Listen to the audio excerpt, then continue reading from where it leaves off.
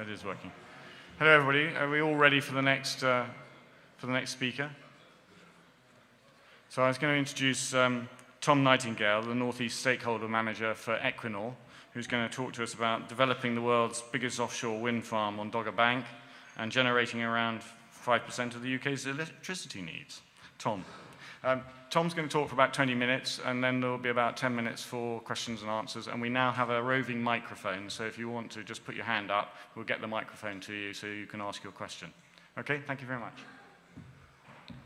Thank you very much, and thanks for the opportunity to be here today in this home of mining and engineering in the northeast of England, while we think about the future for this great region. I'm going to tell you a little bit about Equinor and our activities in the UK, an introduction to the Dogger Bank project, how we feel we're supporting the green industrial revolution through Dogger Bank and some of our other work, and I'm then going to talk a bit about some of the innovations and supply chain on the project. We'll talk about operations because Equinor will lead the operations of Dogger Bank Wind Farm for its lifetime of 35 years or longer, and then some of the local work that we're doing in the region as well. So Equinor is a very large multinational energy company. When I talk a lot in the northeast of England, a lot of people don't really have a clue who Equinor are, but we're very similar to other large energy companies like BP and Shell, but we don't have lots and lots of petrol stations, so not many people know our brand. But as an energy company, we also have a climate roadmap ourselves, which is really important. And when we think about our future, we have three main areas at the moment: oil and gas, and we're industry leading in carbon efficiency for those assets that we operate. We want to grow significantly in renewables, in particular offshore wind, and accelerate decarbonisation. And there's a lot of activities that we're doing, especially around this region, which will contribute to that. We also want to reduce our own carbon intensity by at least 50% as well, and have carbon neutral operations by 2030. So we're doing a lot internally and externally towards net zero. So in the North Sea, it's one of our major hubs for offshore wind. We are the UK's largest energy supplier. Not many people know that. So when you're using gas and electricity in your home, there's a big chance that it's been generated by Equinor. We work across 30 countries. As I said, we aim to be net zero by 2050. And we really like to think of ourselves as a pioneer in innovation and also collaborative in the work that we do with other developers and operators and with the supply chain. We've got quite a few wind farms, so you can see here Dogger Bank, which I'll be talking about, is going to be developed in 3 phases. Dogger Bank A, B and C, which are all 1.2 gigawatts each, will be the world's largest wind farm in the world once completed. And we also have some other assets. So we have Dudgeon and Sheringham Shoal down in East Anglia, which we're planning to double in size. And we also have Hywind Scotland, which is the world's first floating offshore wind farm and the best performing wind farm in the world. We also are just installing now Hywind Tampen in Norway, and we just announced another 1 gigawatt floating offshore wind farm in Norway that we'll be developing as well. So this really is an important region for our offshore wind business. But offshore wind's not all that we do in the UK. So we have some existing assets for oil and gas up in Scotland, and we also have a huge project, the largest project for the future in Scotland, which will be Rosebank Field, which we're hoping to develop, and we held a supplier event last week for that project. We have the wind farms that I mentioned off the east coast, but we also have some really important decarbonisation projects. So in Teesside, we're a partner in Net Zero Teesside, as well as the Northern Endurance Partnership, which is carbon capture and storage offshore, and we're leading on the H2H Salt End project as well, which is part of Zero Carbon Humber. And we just announced earlier this week that we've also bought with SSE Thermal the Triton Power Station, which we hope to convert to hydrogen as well. So lots going on in terms of hydrogen production for Equinor with some of our partners. When we think about offshore wind, we try to do things by scale in regions. So as well as the North Sea with the projects I've talked about, another area that we're focusing on is the Baltic Sea. Got some huge projects in Poland planned, as well as an existing wind farm in Germany. And in the US East Coast, we've got Empire Wind and Beacon Wind, which are two huge offshore wind farms off the coast of New York, which we're developing with BP. We also have future plans, shows Asia here, but anywhere that has wind offshore in the world is being looked at by Equinor. If you've heard of Dogger Bank, maybe you enjoy listening to the shipping forecasts, but otherwise it's a sandbank in the North Sea that used to connect the UK to mainland Europe. It's quite shallow water, so around 30 metres water depth, which means that we're using fixed bottom offshore wind turbines, and it will be the home of Dogger Bank. So in total, we'll generate 3.6 gigawatts of electricity from the wind farm, which will be able to power around 5% of UK energy demand. So it's a huge project. We're working with SSE Renewables, who are a 40% owner, alongside Equinor, who are a 40% owner, and also ENI Plenitude, who are 20% owner in the project. SSE Renewables are responsible for the construction of the wind farm, and then we'll take over as the operator for the lifetime. There's Boris visiting Blythe. He's a big fan. He talks a lot about Dogger Bank Wind Farm and sees it as a big flagship project for the UK and the world. In terms of his Green Industrial Revolution and 10-point plan, this project is helping to advance offshore wind and green growth, a huge amount of investment. Obviously, we're the largest offshore wind farm, but that means we're supporting a lot of job creation and skills development in the region as well. In terms of innovation, there's a lot of new technology being used on the project. The biggest turbines that have ever been used, GE's Haliade-X, 13 megawatts on Dogger Bank A and B, and 14 megawatt on Dogger Bank C, so the biggest that will have ever been used in the world anywhere. In terms of green finance, the project represents investment of £9 billion, so it's one of the UK's largest infrastructure projects. And, you know, we really think that we're supporting the levelling up agenda as well. We're investing a lot in the coastal communities impacted, so that's not just South Tyneside, where our operations and maintenance base will be located, but also Redcar and Cleveland and East Riding of Yorkshire, which is where our cables connect to the mainland. But in addition to that, there's quite a lot of investment through the project in the supply chain, and GE are planning a new blade manufacturing facility on Teesside as well, on the back of this project. A little bit about the timeline. We're just about to start offshore construction at the moment. We have things like foundations and cables about to be installed.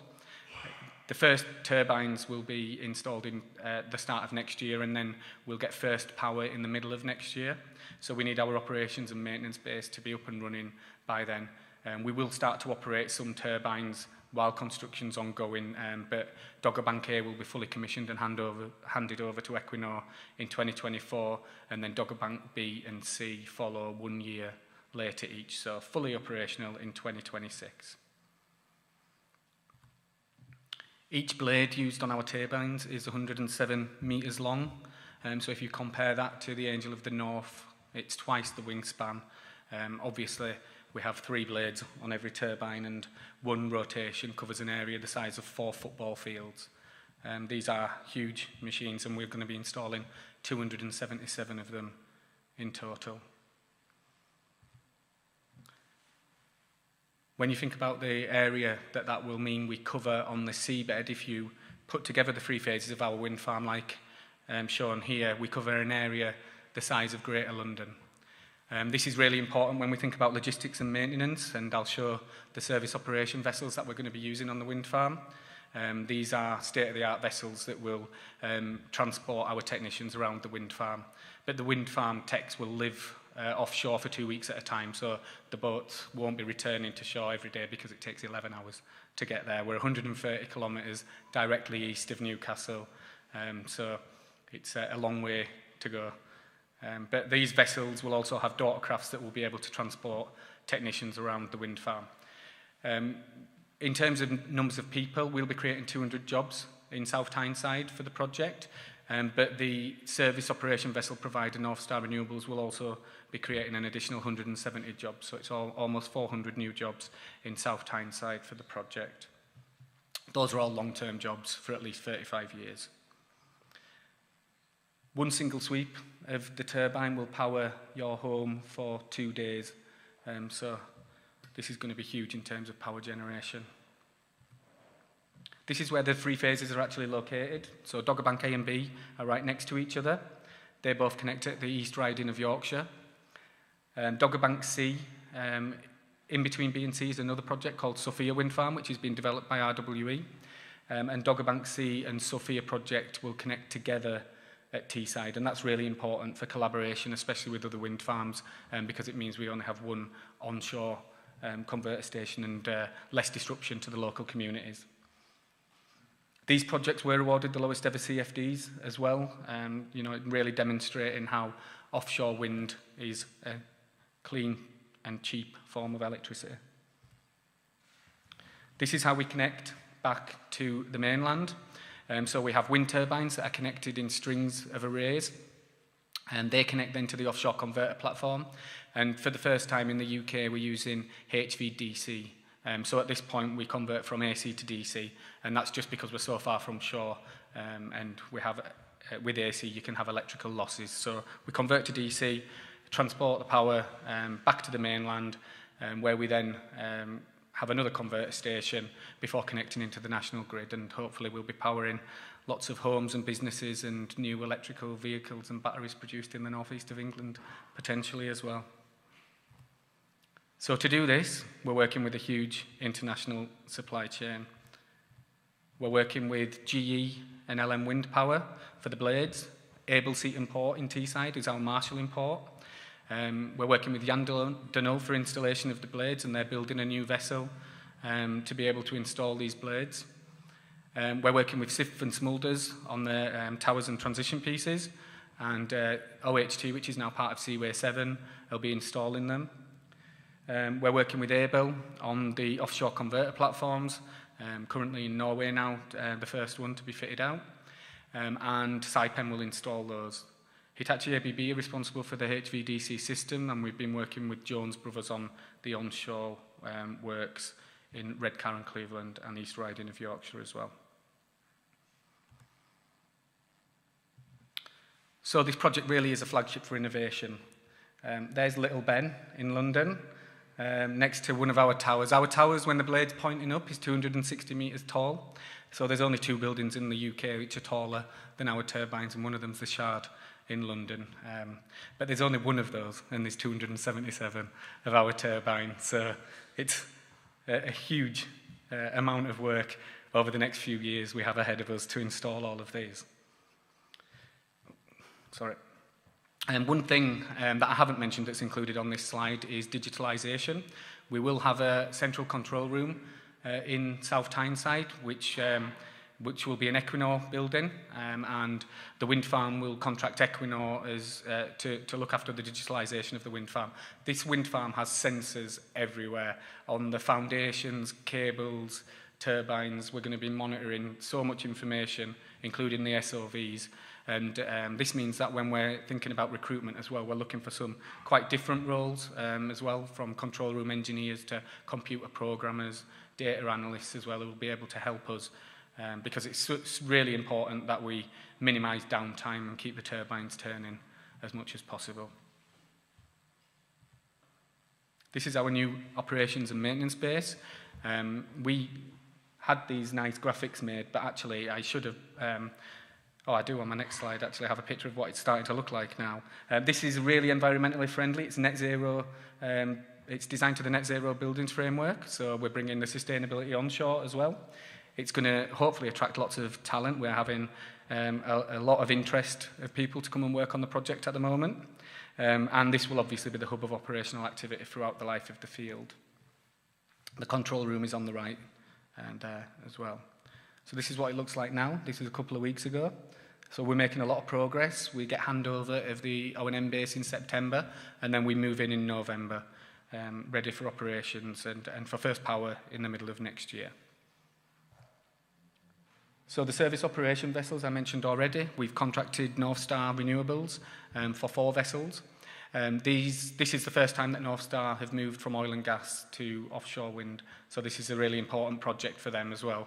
And it's really great that we can help companies transfer from oil and gas into offshore wind, because that's really important. There's a lot of similar skills needed across the energy industry. These are like floating hotels, a great place for our technicians to work, and they're also hybrid vessels, so they can power at shore as well and reduce fuel consumption. So some of the things we've been doing locally is working with the supply chain. We have run a series of events, and we continue to do that. We want to try and get as many local suppliers involved as possible, and at the moment we have a series of events with NOF and Energy Coast. We're also providing funding and supporting local programmes with the Catapult, like the TIGOR programme. We've got a few opportunities to come up in the future as well, things like inspections, maintenance and repair, marine and logistics services, facility support. So still lots of opportunities for the supply chain to get involved throughout the O&M phase as well. So in terms of our jobs, we have about 35 employees now. We just recruited our first 10 wind turbine technicians and had over 450 applications, so that was quite a task in itself, but just goes to show the amount of interest that this project's getting, and a lot of people in the industry wanting to come and work here in the northeast of England. But we're also making sure that we focus a lot on recruiting local people, and we've been working with a local recruitment agency to help increase the pool of local people and more diverse talents as well, because diversity is critically important in the offshore wind industry. We're not seeing enough females and diverse candidates come in. So one of the ways that we're helping to support that is through our community fund. We're investing £1 million during the construction phase, but we will follow on throughout the operations with further funding. And this focuses around STEM education and accreditation, supporting local community groups, and recently, last week we just announced our next phase of university scholarships as well. So any student from South Tyneside, East Riding or Redcar can apply wherever they're studying in the UK for £5,000 towards their student loan. We're awarding 62 of those in total.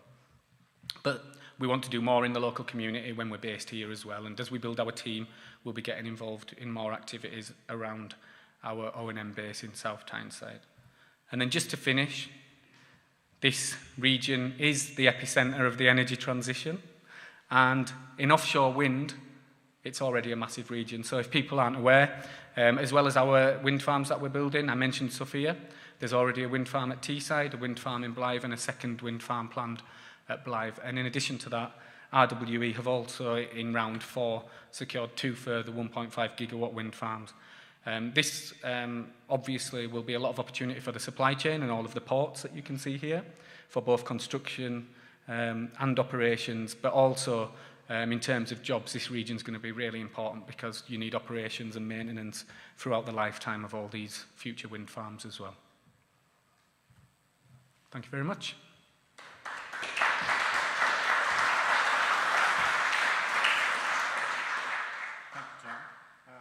Some questions. We have got a microphone, so John, you'd like to... Yeah, I can shout, or I'll better microphone. So is it possible to actually connect via private wire directly to your wind farm, or are you obliged to put everything into the grid first? I'm not sure actually, but I believe it's just all into the grid. Yeah, I'm not sure of the answer to that one, sorry.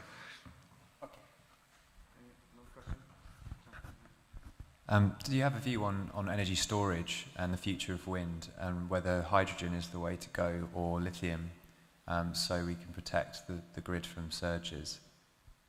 Yeah, I mean, I think that's going to be critically important in the future. We need, on days where the wind blows heavily, sometimes there's too much energy produced, and wind turbines have to shut down, or there's often times when the wind isn't blowing, and then if we had good storage capabilities, large scale, either onshore or offshore, you could then use that stored power from offshore wind instead of using other sources. So I don't know the answer of how it will be done, but I think it's the only probable way to move forward, especially with the additional 40 gigawatts of offshore wind that are going to be put into the coast of the UK over the next 10 years.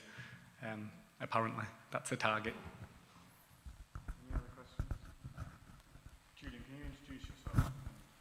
Hi, Julian Hammond, Chairman of Zamara Minerals. Could you expand on the CFD concept and how you got that figure of around £40 a megawatt hour and what that means to your project? Obviously you had to have that in place before you got the financing. Yeah, that's right. Well, I mean, I'm not an expert at all on the CFD process, but that's really important for us, especially around our business case for the project, because it means that we'll be guaranteed a certain price throughout the project. When we start that CFD, when it triggers, is up to us. That can be within the first 3 years of the wind farm. But that was really important, especially then to get all of the financing. There's 29 banks and 3 credit agencies involved in the 9 billion financing of this project. So, you know, having the CFD and having a business case built on a consistent price for the first 15 years was really important. Any other questions? Speaking for the North Sea sailing community, what are the navigation restrictions around these mega wind farms in the North Sea? I'm not sure, to be honest, what I think that in terms of, you know, people who sail with private boats, I'm not sure how much stakeholder engagement happened there. But in terms of fisheries, there's a huge amount of work that the project did to receive its consent in, and that can even include things like compensation as well. So this is something... You can't sail slalom through... I doubt it. Yeah, you might have to watch out for our SOVs and daughter crafts as well. But, you know, this is one issue of offshore wind farms, but I think that the advantages outweigh, you know, those people who can't sail exactly where they want. There's plenty of space still available for sailing. No, it's not a criticism of the slightly like party. Mark Wilkes, I'm a Cabinet Member on Durham County Council. I'm going to ask you, probably everyone here is going to think it's a silly question, because I'm not an engineer. Can it be too windy for all of these things to operate? And well, sometimes if it's too windy, then the wind turbines would be shut down and stopped from turning. Right. Yeah. How do we fix that problem then?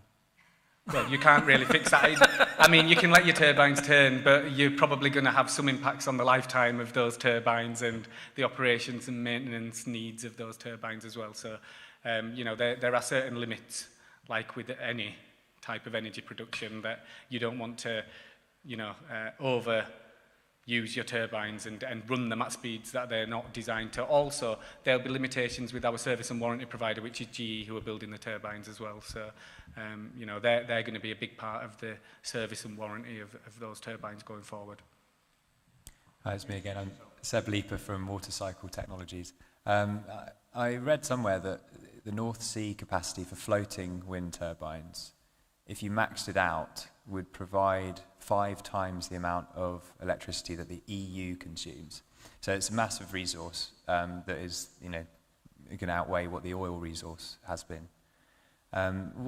What's your view on? I think you mentioned that you are building floating wind turbines, and how does that compare to something like the offshore ones that you're digging into the shallow waters? Well, floating wind typically is in areas with faster wind speeds, usually further out to sea, which is why the water's deeper. And so Hywind Scotland is an example. It's the world's first floating offshore wind farm, which Equinor operates, but it's also the best performing wind farm. So I think that floating offshore wind is going to be something really important. You also, I mean, with Dogger Bank, we're so far out to sea anyway that you don't have visual impacts, and with floating, it's very similar. Once you maybe get away from things like local fishing around a wind farm, when you go out further into the ocean, you can have similar issues, more on large-scale fishing, you know, and shipping routes and all those important issues that we have to take into consideration. But floating is the future of offshore wind, definitely. It's also going to help bring a lot of existing energy and oil and gas supply chain in as well, because there's a lot of important similarities between floating offshore wind and oil and gas too. So I think that I read recently that the coast of Scotland has around 400 gigawatt capability for floating, but really interestingly, I didn't know at all, the northeast of England has a potential capacity of around 100 gigawatts. So that's quite a few Dogger Banks on a floating scale. Good, I think we're going to have to... Okay, we've got time for one more question. There's a question or statement it's a resource conference, and you're representing the resource sector very, very well, particularly in the point about local stakeholder engagement. And as a Redcar and Cleveland residents, I would like to commend you on the efforts you are making with the combined authority of Teesside, but also the local authorities like Redcar, and highlighting that the graduate programs and so forth are being made available for local residents. Yes, it has a local impact, but it'll bring a wealth of local benefits. The early construction stages, there's multinationals participating, but in the operation, it certainly looks like it's going to be local skills, which is a big tick to sensible resource management, whether that be the wind, but it's the resources, which is the infrastructure, the land that you go over, and so forth. And I'm driving past now daily the constructions costing the 174. And the timeline of that construction actually looks to go beyond your timeline, so it's quite interesting how that might all overlap. That's linked to Dogger Bank C, so the third phase of our wind farm. So that's probably why. That's probably why. But again, well done for the local stakeholder engagement that you highlighted, and you did touch on during the course of your presentation. Thank you very much. Can you just say Sorry, I apologise. Andrew Fulton, ICL Bowlby, operating in the northeast out of the Redcar and Cleveland area.